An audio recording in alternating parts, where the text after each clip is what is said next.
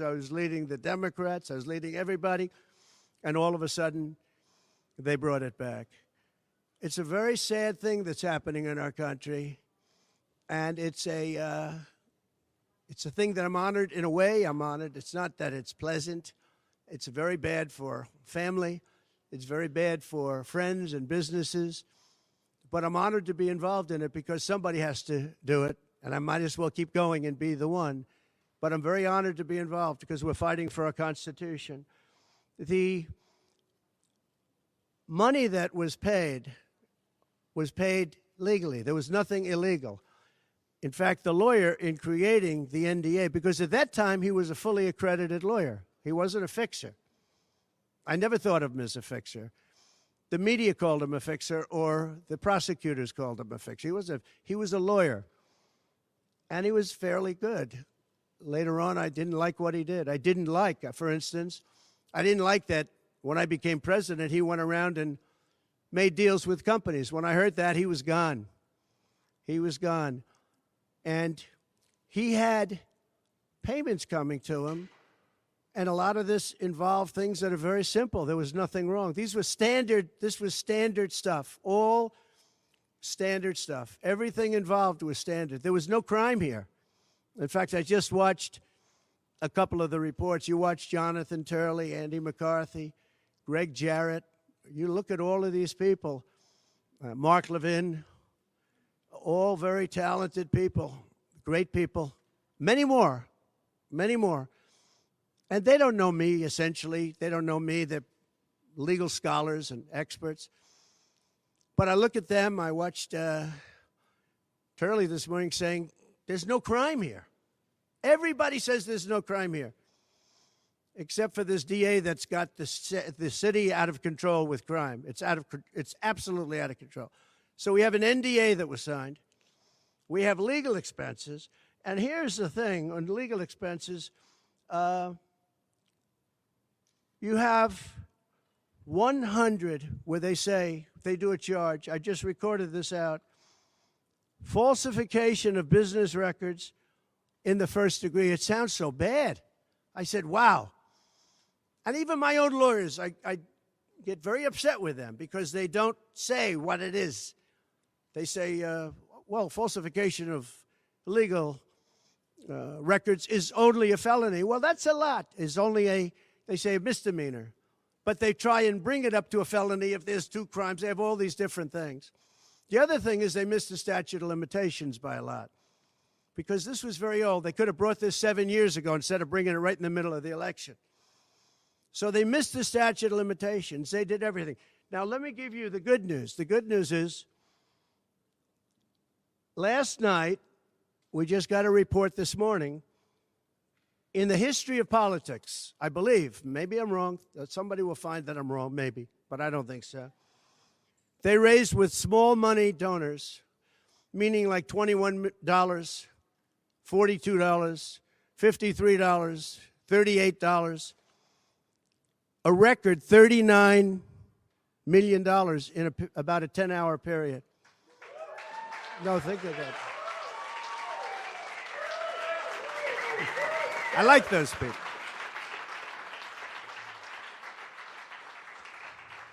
Because so far, I guess it's backfiring. Now, I don't know. I'd rather not have it happen. I don't want to have it backfiring. I don't want to win this thing legitimately, not because they were stupid and did things that they shouldn't be doing. They shouldn't have brought this case.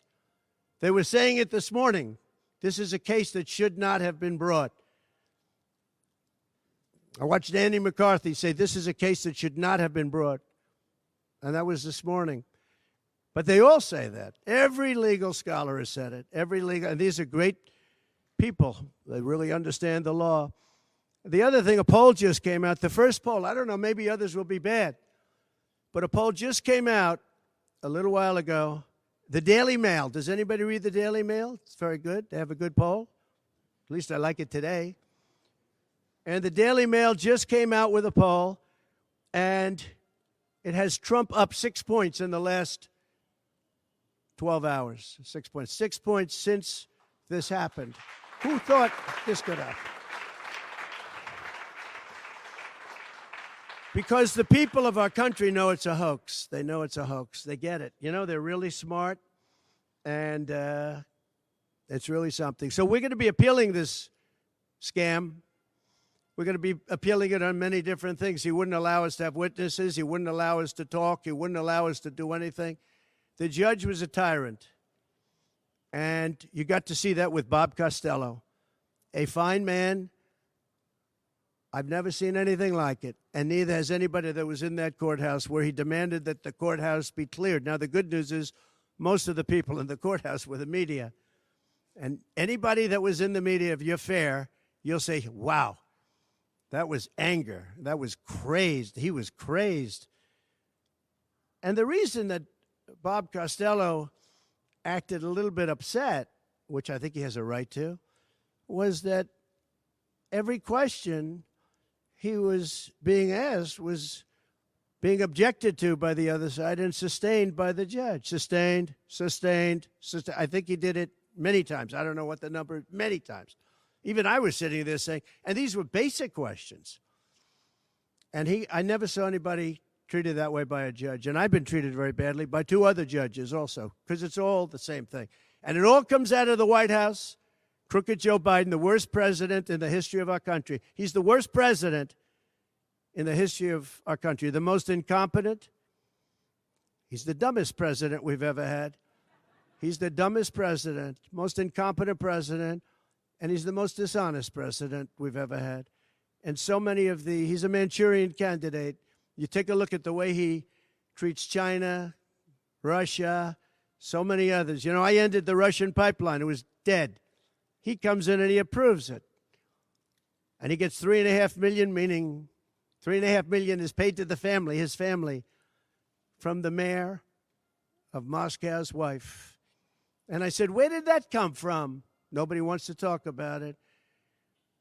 But he's a very big danger to our country. And the only way they think they can win this election is by doing exactly what they're doing right now, win it in the courts because they can't win it at the ballot box. So we're going to show them that, we're going to fight. It's actually, I don't know, it's something where I'm wired in such a way that a lot of people would have gone away a long time ago. They would have gone away after impeachment hoax number 1. That was a total hoax. I had great support from the Republican Party, though. Then you had impeachment hoax number 2. And then they formed the committee. How about they formed the committee of thugs, the J6 committee of thugs. And they took their records and they destroyed all of the records after the committee was abandoned because those records were great for us. Now, can you imagine if Republicans did that? Everybody would have been in jail by now. Think of it, the unselect, I call it the unselect, they call it select committee, I call it the unselect committee of thugs. They meet, it's 100% Democrat and 2 past Republicans that are no longer Republicans, that are no longer in business anymore, thank you. But it was all Democrats and 2 wayward Republicans. Liz Cheney and crying Adam Kinzinger. He cries every time he goes on television. He's the most emotional human being I think I've ever seen. And that was our representatives. These 2 people were our rep. So they had all this stuff that they're leaking. And then when it came time to look at the records, like where the police said and the Capitol Guard said that I supplied, think of it, that I recommended as many soldiers or National Guard as you want. 10,000. If you had 500, you wouldn't have had a problem. There wouldn't have been a J6. But Nancy Pelosi and the group didn't want it. Anyway, so they have testimony to all of that, that I did not attack the Secret Service agent in the front of a car. You know, these are strong people. And I supposedly went to the driver, and I grabbed him around the neck. And he rebuffed me. And then I went to the other guy, who I think is a black belt in karate. And he's slightly younger than me. Maybe 35 years, 40 years, 50 years. And I grabbed him around the neck and said, he's a black belt in karate. They know how to get somebody from around their neck. They would have gone like this, and that would be the end of that. Actually, I had a friend that said, You shouldn't dispute that. That makes you look like the toughest cookie we've ever seen. You should have let that go on. But the fact is, it never happened. It was all made up. And that was proven to be made up. It proved to be a false story. And they deleted and destroyed all of that information, every ounce of it. We're dealing with a corrupt government. We have a corrupt country. Our elections are corrupt. Our borders are open. Our borders are going to be closed very soon. November 5th is going to be the most important day in the history of our country. Now, when I say that, because my people are always saying, do this, because we're fighting for America, DonaldJTrump.com. I hope everybody watching right now, DonaldJTrump.com, because it really makes a difference. They have a lot of money on the other side. I don't know where they get it. Nobody knows where they get it. But for some reason, they get money. But they're not on the side of our country. In many ways, I think they hate our country.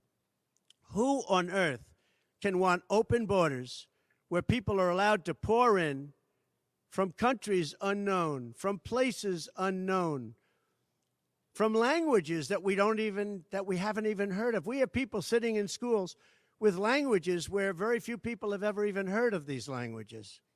It's not like Spanish or French or Russian. Languages unknown. We have people coming from corners of the globe, and many of them are not good people. Many terrorists, record levels of terrorism, record levels of terrorists have come into our country. Record. They've never seen anything like it. You know, there was a report that in 2019, I don't believe this, by the way, the media gave it, and it was good for me, believe it or not. They said in 2019, there were no terrorists recorded that came into our country. I don't believe that. I don't think that's possible. But 2019 was a Trump year. I don't believe that that could be possible. But they said no terrorists came into our country. So let's say it was close. Let's say it was close. But now record levels of terrorists, record levels, the highest level we've ever seen of terrorists, are pouring into our country. You have China with, just in the last few months, 29,000 people came in, and I looked at them on a line, and they look like perfect soldiers. They're almost all male, from 19 to 25. It looks like a recruiting exercise. They have beautiful tents. They have propane stoves. They have cell phones, the best you can buy. I said, what's going on? It looks like they're building an army right in our country. Now, I don't think that would happen, right? We're losing our country. And I really think that this is an event, what took place yesterday with this judge. Look, we have conflicted, but he's a crooked judge, and you'll understand that. And I say that knowing that it's very dangerous for me to say that, and I don't mind, because I'm willing to do whatever I have to do to save our country and to save our Constitution. I don't mind.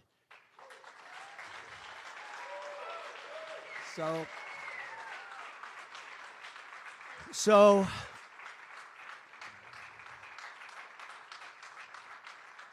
thank you. So we will continue the fight. We're going to make America great again. Very simple. When people fight MAGA, they say, we're going to fight. I watch Biden. We're going to fight MAGA. We're going to stop MAGA. It's make America great again. That's all it is. MAGA. Make America great again. Our country's in serious trouble. We owe $36 trillion.